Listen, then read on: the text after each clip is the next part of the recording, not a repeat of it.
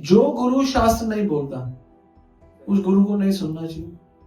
जो साधु शास्त्र नहीं बोलता उस साधु से नहीं सुनना चाहिए। अगर आपकी फिलॉसफी क्लियर नहीं, आपको कभी स्टोरीज नहीं बतानी चाहिए, क्योंकि मतलब ही अलग निकल जाएगा। इसलिए ज्यादातर लोग सही तरीके से प्रचार नहीं कर पाते, इसलिए करने जाते हैं प्रचार, खुद संसार का प्रचार हमको वापस ले आता है, क्योंकि हमारे पास बोलने के लिए शास्त्र नहीं होते, बहुत भारी मात्रा में मन होता है। श्रवण करे बिना शास्त्र पढ़े कभी प्रचार मत करो। क्या होगा? इससे आपका प्रीचिंग खराब होगा और आपकी हैबिट खराब होगी। जब तक आप सेवा में नहीं लगोगे, आप चाहे ज्ञान ले रहे हो, चाहे आपको ये भी पता है कि मरना है, चाहे आप तीव्रता भी दिखा रहे हो, लेकिन जब तक सेवा नहीं करोगे हृदय शुद्ध नहीं होगा। हम लोगों को तो ये होता है अब सेवा खत्म हो गई, घर जाके तुष्टि लेंगे। नहीं, घर से निकलते समय तुष्टि होनी चाहिए, अब मैं सेवा करूंगा। हमारे साथ उल्टा होता है, घर से निकलते समय अब हम सेवा पे जा रहे हैं, वापसी में आते हैं हमसे सेवा हो गई।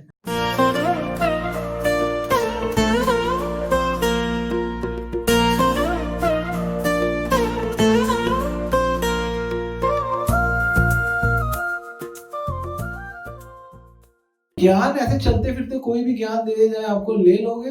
हम मूर्ख लोग चलते फिरते का ज्ञान लेते हैं, और हम सड़कों पे किताबें बांटते हैं, सड़कों पे शास्त्र देते हैं, वो कोई नहीं लेता। लेकिन उस व्यक्ति को, कोई उसका नाना है, उसका दोस्त है, उसका मित्र है, उसका जो बात करने वाला, कोई भी उल्टी सीधी ज्ञान देगा, ही विल रिसीव। तो इसीलिए परीक्षित महाराज सुखदेव गोस्वामी से सीधा ज्ञान नहीं ले रहे कि मुझे ज्ञान दो, पहले पूछ रहे हैं आप मुझे कौन सा ज्ञान दे रहे हो, ऑथेंटिसिटी बताओ। आप यहाँ पे आते हो, ये सेंटर में आ रहे हो, पूछो आप कौन हो भैया, आप कहाँ से हो, आप क्यों गीता बोल रहे हो, आपके क्या प्रमाण है, बहुत जरूरी है। तो यहाँ पे बोलते हैं ब्राह्मणो चोदितो ब्राह्मणा गुणाख्याने गुणस्य च यस्मे यस्मे यथा प्रवाह नारदो देव दर्शन। दूसरा स्कंद 8वां अध्याय और पहला ही श्लोक। और क्या पूछते हैं? राजा परीक्षित ने सुखदेव गोस्वामी से पूछा, क्या पूछा? नारद और देव दर्शन। क्या पूछा? पूछा कि नारद मुनि ने, जिनके श्रोता ब्रह्मा जी द्वारा उपदेशित श्रोता जितने ही भाग्यशाली है, किस प्रकार भौतिक गुणों से रहित भगवान के दिव्य गुणों का वर्णन किया और वे किन किन के समक्ष बोले। वाह! पहली बात पूछते हैं कि आप बताओ, जो ये ज्ञान है ब्रह्मा जी ने नारद जी को दिया, अभी नारद जी ने ज्ञान किस किस को दिया? मतलब ये क्या आप जो बता रहे हो ये आपने? हाँ बिल्कुल। तो पूछ रहे कहां से आया? मैंने तो इतना सुना है कि ब्रह्मा जी ने नारद जी को दिया। उन्होंने बोला ज्ञान नारद जी ने व्यास देव जी को दिया। व्यास देव मेरे पिता हैं, उनसे ज्ञान मैंने लिया, अब मैं तुमको दे रहा हूं। Now authenticity proved. निम्बार्क संप्रदाय कहां से आई? कहां से आई? नारद जी ने 4 कुमारों को ज्ञान दिया। निम्बार्क संप्रदाय 4 कुमार संप्रदाय। नारद जी ने प्रहलाद को ज्ञान दिया, नारद जी ने ध्रुव महाराज को ज्ञान दिया, नारद जी ने चित्रकेतु को ज्ञान दिया, है ना? नारद जी ने दिया ना सबको ज्ञान। तो नारद देव दर्शन, नारद जी बहुत बहुत जरूरी सब्जेक्ट है हमारी लाइफ में। क्यों? क्योंकि नारद जी ही भगवान का ज्ञान ट्रांसफॉर्म कर रहे हैं। तो ज्ञान के प्रचार का सही तरीका क्या? सही तरीका है कि ज्ञान कहां से आया है और कहां पर दे रहे हो। कहां पर दे रहे हो तो ऐसा किसी को भी दे सकते हैं, लेकिन वहां पर दो जहां पे लोग थोड़े सेंसिबल हो, सुन। ऐसे नहीं आप किसी को बोलते हुए, एक पार्टी चल रही है, नारद का ज्ञान कुछ वैल्यू नहीं है उसकी, वहां पे पार्टी चल रही है, डिंचिंग डिंचिंग डिंचिंग डिंचिंग, और आप कहोगे नहीं नहीं, भगवान कहते हैं एवं परंपरा प्राप्तम एवं राजशो। अभी तो परंपरा, अभी हमारी परंपरा हो रहा है, अभी दारू परंपरा चल रही है, अभी वो चल रही है, अभी तुम्हारी परंपरा नहीं चली, रिफ्यूज कर देते। तो ज्ञान का सही तरीका क्या है? ये ज्ञान का सही तरीका है जो परीक्षित महाराज पूछ रहे हैं कि ज्ञान आपका सोर्स क्या है? आप मुझे, सुखदेव गोस्वामी, आप मुझे ज्ञान दे रहे हो, मैं जानना चाहता हूँ सही सोर्स क्या है। तो सुखदेव गोस्वामी बताते हैं कि सही सोर्स है व्यास देव जी, और व्यास देव जी का सही सोर्स है नारद जी, और नारद जी का सही सोर्स है ब्रह्मा जी, और ब्रह्मा जी का सही सोर्स है भगवान। तो ज्ञान वास्तव में और कहीं से नहीं, भगवान से ही आ रहा है। भगवान ने यही ज्ञान ब्रह्मा जी को दिया, ब्रह्मा जी ने यही ज्ञान नारद जी को दिया, नारद जी ने यही ज्ञान व्यास देव जी को दिया, और व्यास देव जी यही ज्ञान सुखदेव गोस्वामी को दे रहे हैं।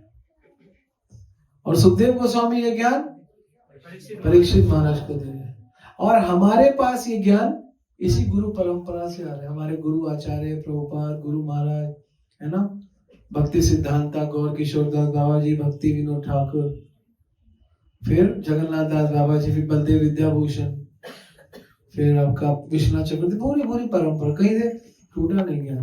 परंपरा है पूरी, प्रॉपर परंपरा, हमको याद भी है ना। चैतन्य महाप्रभु भी बीच में आए, माधवेंद्र पुरी भी बीच में आए। तो ज्ञान का सही तरीका जब तक परंपरा से नहीं है तब तक आपको ज्ञान का कोई फायदा नहीं होगा।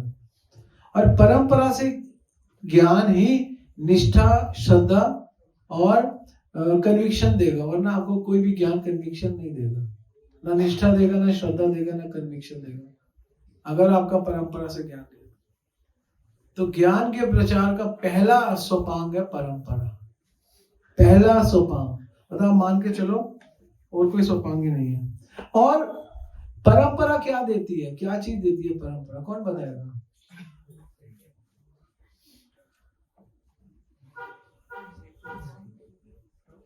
परंपरा हमको प्रमाण देती है। प्रमाण नहीं, प्रमाण समझते क्या कहते हैं प्रमाण को? Authority, yes, authority, authenticity. कुछ भी कहीं से नहीं ले सकते आप कुछ भी कहीं से नहीं लेते। आप जब एक छोटा सा घी खरीदते हो, उसमें भी देखते हो कि ISI है या एगमार्क है। कोई भी घी बना ले, बेच ले, बिना ISI और एगमार्क की क्या वैल्यू है उसकी? कोई ऑथेंटिसिटी नहीं। अगर आपको कुछ हो गया हो घी खा के, तो आप क्लेम नहीं कर सकते कंपनी भाग गई, कंपनी को कोई पता ही नहीं है, कोई माई बाप नहीं है, कोई ऑथेंटिसिटी नहीं है, पता नहीं कहाँ की कंपनी है, कहाँ जा रही है, कौन इसका मालिक है, नो वन। इसलिए पहला सोपांग ये है। फिर क्योंकि एक स्पेसिफिकली बताया गया, स्पेशली वैदिक ज्ञान, बाकी ज्ञान को तो छोड़ो, स्पेशली वैदिक ज्ञान ऑथेंटिसिटी से लेना चाहिए, एक ऑथेंटिक परंपरा से लेना चाहिए। आपको पता है चैतन्य भागवत और चैतन्य चरितामृत किसको पता है? दो ग्रंथों के बारे में। चैतन्य भागवत होने के बावजूद भी चैतन्य चरितामृत क्यों लिखी गई? कारण कोई ये कारण बताएगा? क्या कारण था? चैतन्य भागवत है, फिर चरितामृत क्या जरूरत थी लिखने की? चैतन्य भागवत सॉन्ग बेस है, कोई प्रमाण नहीं है। वृंदावन दास ठाकुर एलिवेटेड डिवोटी, उन्होंने सब लिख दिया। चैतन्य चरितामृत में सारे प्रमाण है, ये भागवत से, गीता से, इससे इससे इससे इससे इससे इससे इससे इससे। चैतन्य महाप्रभु ने बोला आप बेशक चैतन्य भागवत लिखी हो, लेकिन रघुनाथ दास गोस्वामी को बोला ये लोग खर्चे स्पेसिफिकली, क्योंकि प्रमाण मैं देकर जा रहा हूं। चैतन्य चरितामृत बाद में लिखी गई।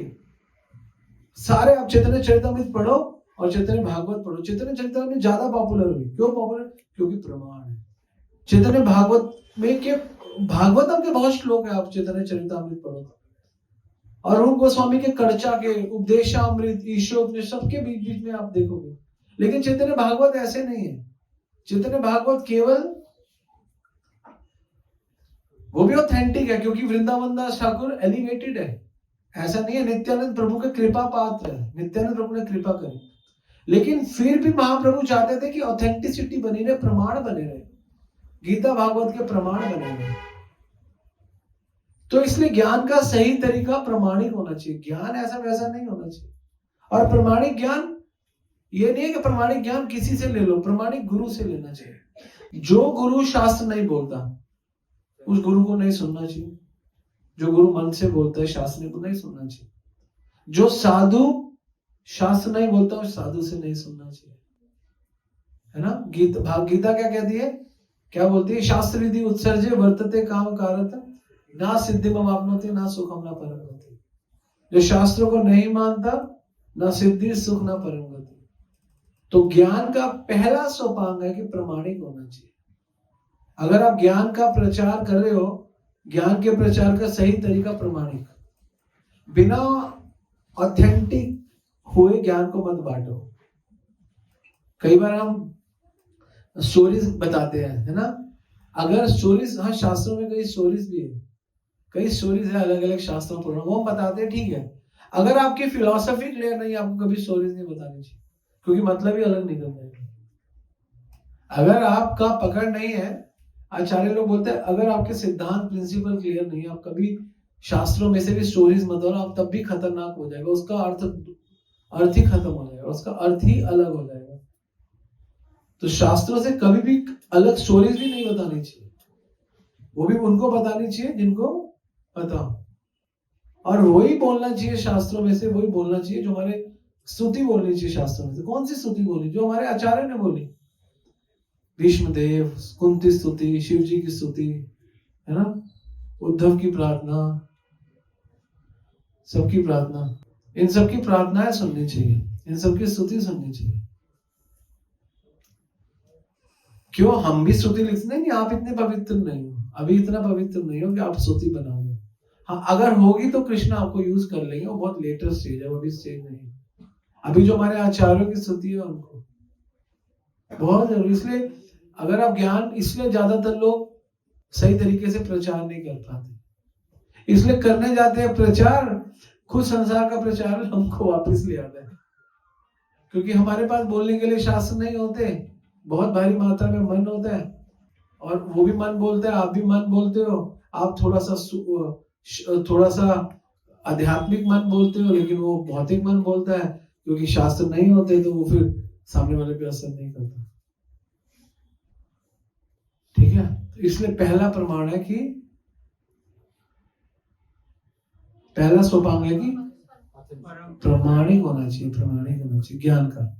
और उसके बाद आगे बोलते हैं, यहाँ पे बहुत सुंदर लिख रहे हैं, इसका पर्पट प्रभा जी बहुत सुंदर लिखते हैं। देव ऋषि नारद को सीधे ब्रह्मा जी ने उपदेश दिया, और ब्रह्मा को भी परमेश्वर स्वयं उपदेश दिया था, अतः नारद द्वारा विविध शिष्यों को दिए गए उपदेश स्वयं परमेश्वर द्वारा प्रदत्त उपदेशों के तुल्य।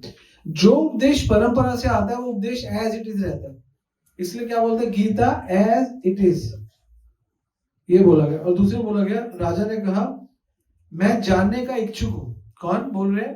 परीक्षित महाराज। मैं जानने का इच्छुक हूं, अद्भुत शक्तियों के से संपन्न भगवान से संबंधित कथाएं निश्चित ही समस्त लोगों के जीवों के लिए शुभ है। मैं परम भाग्यशाली सुखदेव गोस्वामी, आप मुझे कृपा करके श्रीमद् भागवतम सुनाते रहे, जिससे मैं अपना मन परमात्मा भगवान श्री कृष्ण में स्थिर कर सकूं, और इस प्रकार भौतिक गुणों से सर्वथा मुक्त होकर ये शरीर त्याग सकूं। तो दूसरा सोपान जो यहां बोला गया, हमें आध्यात्मिक ज्ञान क्यों लेना है? पहला प्रश्न था कि आध्यात्मिक ज्ञान कहां से लेना है, और दूसरा आध्यात्मिक ज्ञान क्यों लेना है? क्यों लेना है?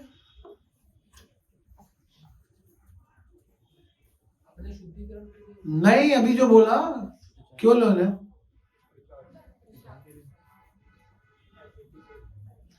बोलो।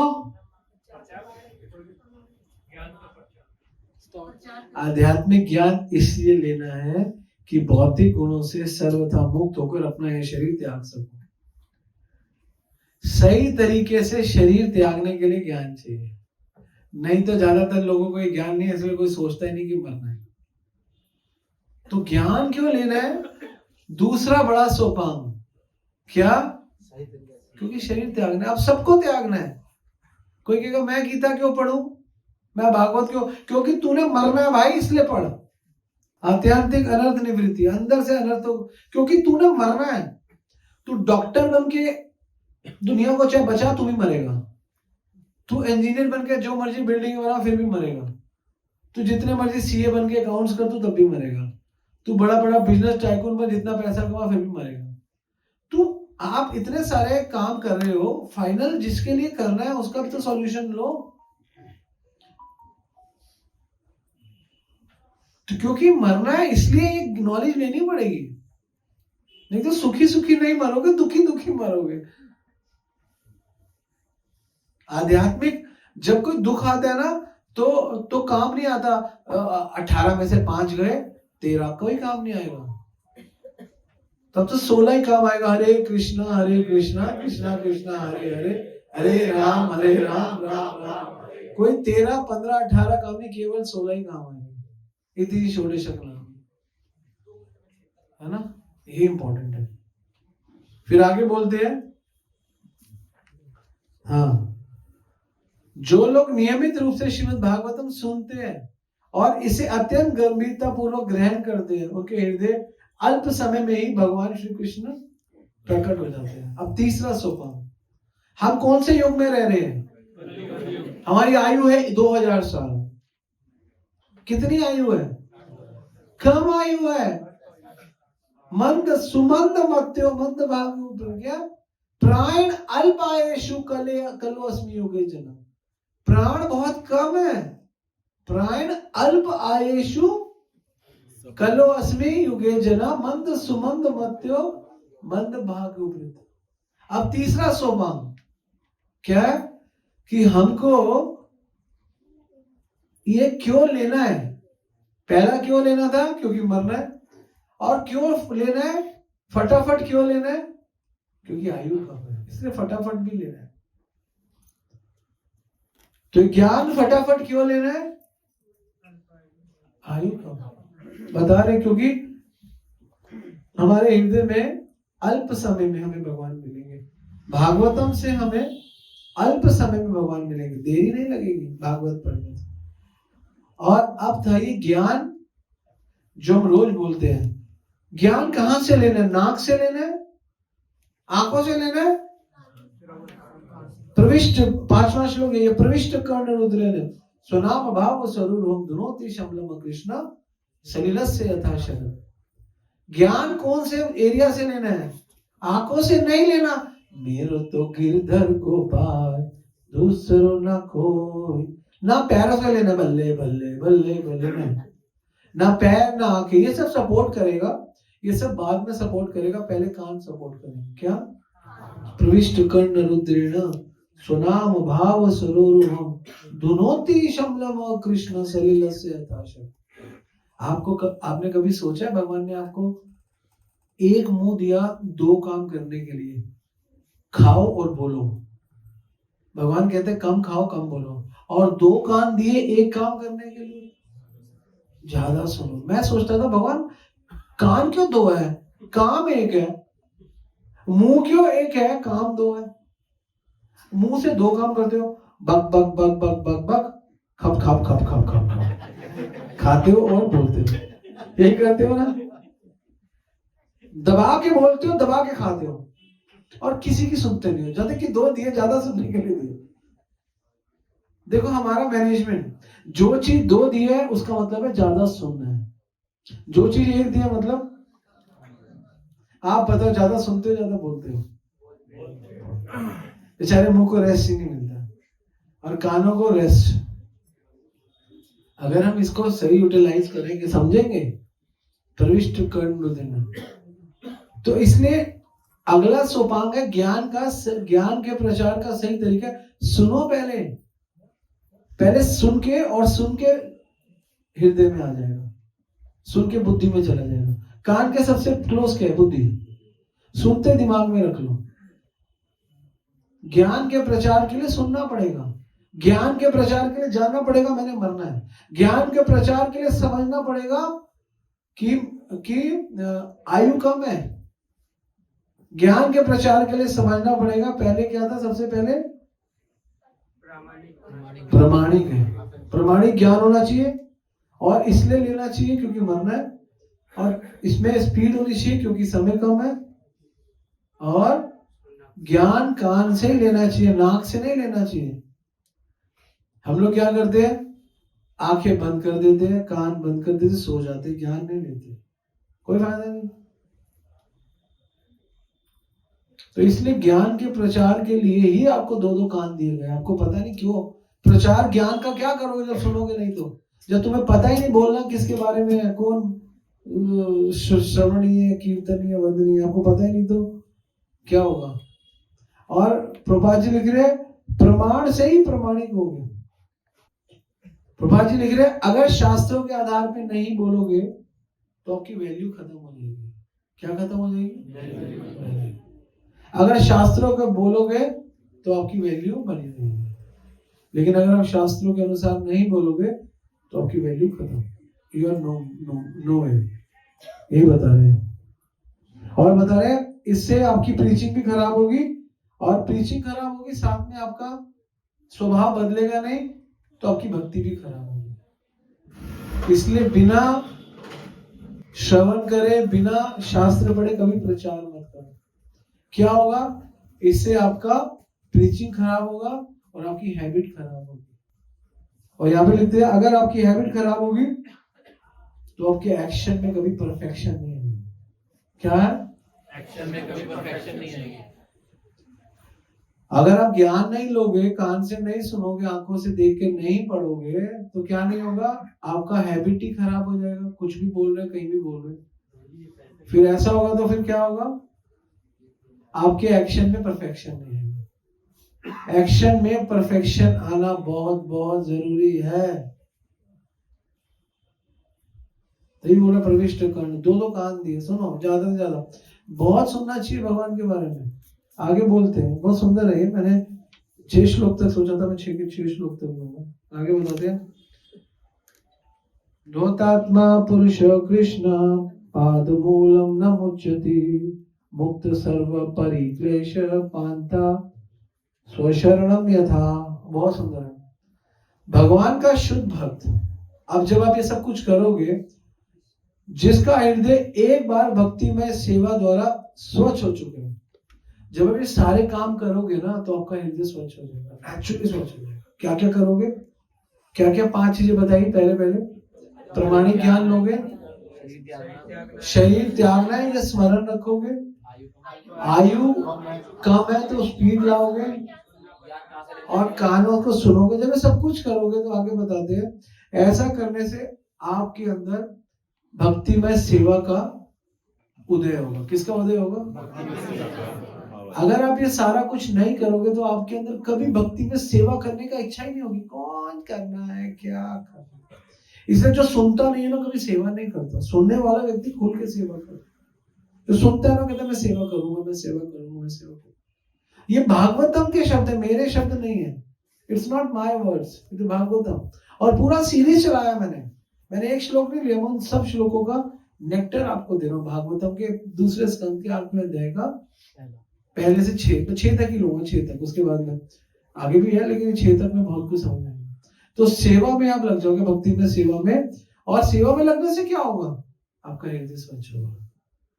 ये बहुत बड़ा पॉइंट है। जब तक आप सेवा में नहीं लगोगे, आप चाहे ज्ञान ले रहे हो, चाहे आपको ये भी पता है कि मरना है, चाहे आप तीव्रता भी दिखा रहे हो, लेकिन जब तक सेवा नहीं करोगे, हृदय शुद्ध नहीं होगा। वह भगवान श्री कृष्ण के चरण कमलों की कभी भी परित्यागी नहीं बनता, परित्याग नहीं करता। वो कभी भी भगवान को नहीं छोड़े, किसी भी स्थिति में, है ना? क्या कहते हैं? ग्रहे ठाको वने ठाको सदा हरि बोले ठाको, सुखे दुखे भूलो नाको वदने हरि नाम। जब आप सुख में भक्ति करोगे और दुख में छोड़ दोगे तो नहीं चलेगा, या दुख में करोगे सुख में छोड़ दोगे तो नहीं चलेगा। सुखे दुखे भूले नाको, हमेशा हर स्थिति में, और कभी परित्याग नहीं करेगा। जब व्यक्ति सेवा करेगा, सेवा करने से उसके अंदर सेवा के बाद शुद्धता आएगी।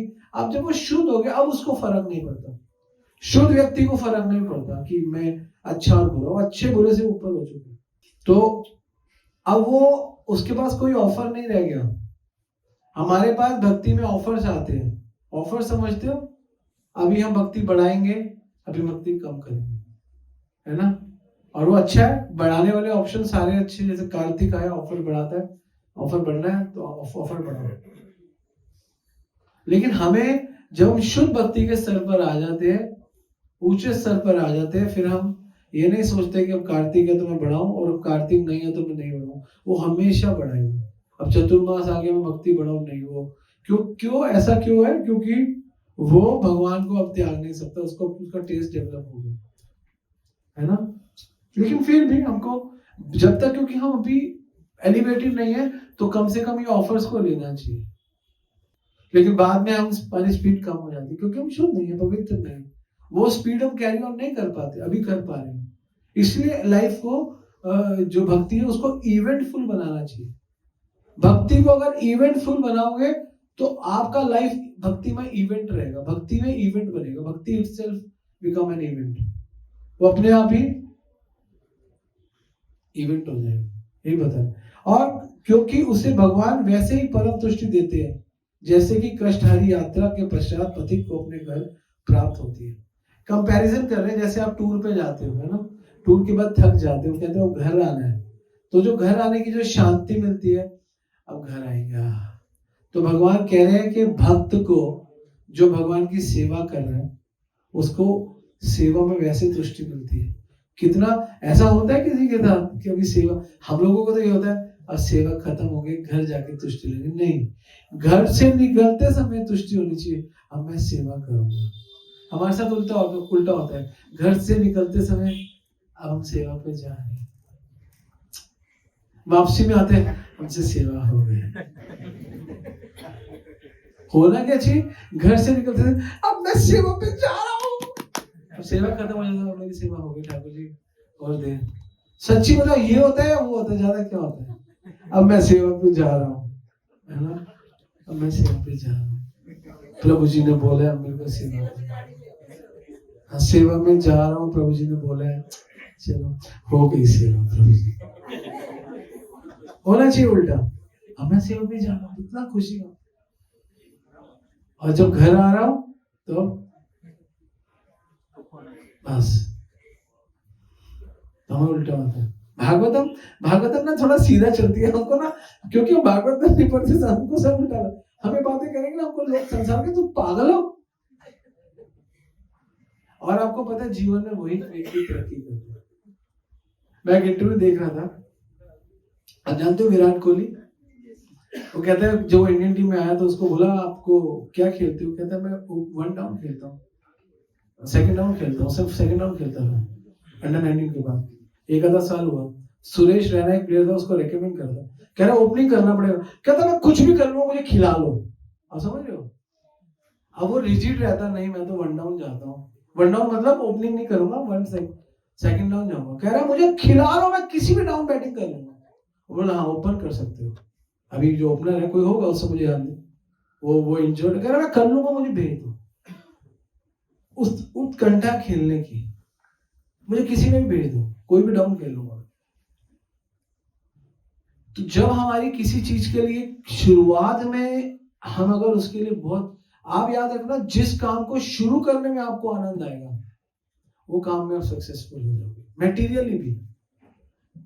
तभी तो कहते हैं जो आपका शौक है वो करो, क्योंकि आपको करने में आनंद आएगा, है ना। कोई कहता है मेरे को पढ़ना है, उसका पिताजी कहता है नहीं तू पढ़ना है, अरे मेरे को किसी और चीज में मेरा इंटरेस्ट है, नहीं, उसमें पढ़ लेगा पिताजी के लिए, लेकिन वो एफर्ट्स नहीं होगा, उसका कोई और अपना हॉबी होगा, वो उसी में घुस जाएगा, मैं कर लूंगा ये, और उसमें वो खुद ही घुसेगा, खुद ही एंटिसिपेट करेगा, उसको कभी रेगरेट नहीं रहेगा, उसका इंटरेस्ट बना रहेगा उस काम में, मैं ये कर रहा हूँ मुझे अच्छा लग रहा है, मैं कर रहा हूँ मुझे अच्छा लग रहा है।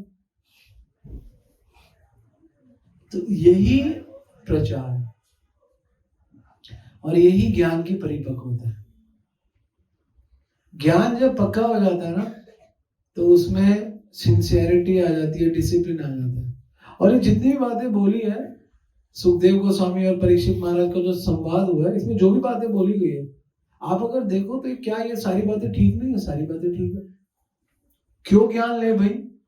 ज्ञान इसलिए ले कि वो ज्ञान ले रहे, नहीं, ज्ञान इसलिए लो कि मुझे इस जगत को छोड़ना है, मुझे सच तो पता। मेरी जब मेरी धर्मपत्नी से शादी हुई तो ये मुझसे पूछती है अब शादी क्यों कर रहे हो? मैंने बोला मेरे सारे दोस्त कर रहे हैं तो मैं कर रहा हूँ, घबराऊंगी। This is not the right answer actually, but मैंने इसलिए किया, मेरे एक दो सरदार दोस्तों ने रिश्ते हो गए, उनकी शादी, मैंने कहा मैं भी कर लेता हूँ, ये लगा अकेले हो गए तो this is not the right answer actually. विवाह इसलिए कर रहे हैं क्योंकि सेटल होना, this is the right answer. क्योंकि हमारा माइंड इतना मैच्योर नहीं है, हम लेजी आंसर दे रहे हैं, मैं इसलिए कर रहा हूँ क्योंकि सब कर रहे हैं। ये घर आप हमारा हो गया तो मम्मी को कहती है कि मम्मी इसलिए बोल रहे हैं, मैं इसलिए कर रहा हूँ, सब कर रहे हैं। तो डाउट आ गया, ये शादी कर रहे हैं दोस्तों की खुशी के लिए, कैसी शादी, कौन सी शादी है? फिर मेरे से पूछा के बाद में ऐसा बोला, मैंने बोला मेरे मामा ने पूछा ऐसा क्यों बोला, और मैंने बोला मामा हो गया बस, आपने बोला तो ठीक है, क्योंकि मेरे से पूछा कि लड़की पसंद है, ठीक है, ठीक है कैसा शब्द है? कि ठीक है मतलब ठीक है चलो, उन्होंने कहा ये कह रहा है ठीक है हो गया, मैंने तो बोला ठीक है बोला, तो फिर ठीक है का मतलब क्या होता है, यही तो होता है। तो ठीक है actually is not the right answer, तब भी कंफ्यूजन का आंसर, लेकिन हो गया। फिर आगे कंफ्यूजन का आंसर, फिर भी हो गया। तो कंफ्यूजन से क्यों थे हम कंफ्यूजन में, क्योंकि कोई ज्ञान नहीं था ना, सिर्फ हम भौतिक चीजों में। अगर ज्ञान होता तो समझदार होते तो ये आंसर देते, हाँ इसलिए शादी कर रहे हैं क्योंकि ये तो करना ही है, तो कल करे सो आज करे, आज करे सो पल में परले होगी, भोरी करेगा कब, तो सही आंसर ये था। लेकिन अभी कोई आंसर नहीं है, कोई नॉलेज नहीं है, तो कुछ भी बोल सकते हैं। जब तक किसी के पास ज्ञान नहीं है, कुछ भी बोल सकता है, उसका जो मन करेगा वो बोल देगा, उसका जो मन चाहेगा वो कर देगा, क्योंकि नॉलेज नहीं है। नॉलेज होगी तो वो करेगा जो सिचुएशन की डिमांड है।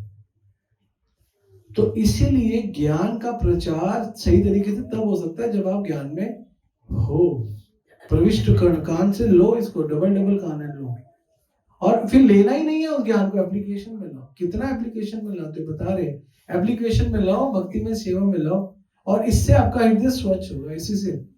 इसलिए प्रभुपाद जी बोलते थे कि ज्ञान लेने से कोई पवित्र नहीं होता, ज्ञान के विज्ञान से पवित्र होता है। क्यों ज्ञान के विज्ञान से पवित्र होता है? क्योंकि भगवान गीता में क्या बोलते हैं, इदं दूते गुह्यक्षम पविक्ष्यामि अनसूयवे ज्ञानम विज्ञानम सहितम यद् गत्वा मोक्षस्य अशुभः।